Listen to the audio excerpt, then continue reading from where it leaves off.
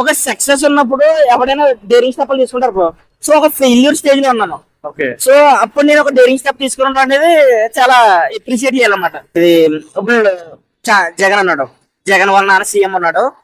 So ఇది జగన్ కి ఒక బేస్ ఉంది. ఏది రాజశేఖర్ రెడ్డి అనే ఒక బేస్ ఉంది జగన్ కి. అవును. ఎందుకంటే జగన్ రాజకీయాల్లోకి వచ్చేటప్పటికి వాళ్ళ నాన్న నారా లోకేష్ అన్నాడు. నారా లోకేష్ కూడా వాళ్ళ తాత ఎన్టీఆర్ నుండి ఉంది, వాళ్ళ మావయ్య బాలకృష్ణ వీళ్ళన్నారు. సపోర్ట్ ఉంది. ఇప్పుడు లోకేష్ కి సపోర్ట్ ఉంది, జగన్ కి సపోర్ట్ ఉంది. పవన్ కళ్యాణ్ కి సపోర్ట్ ఏముంది బ్రో?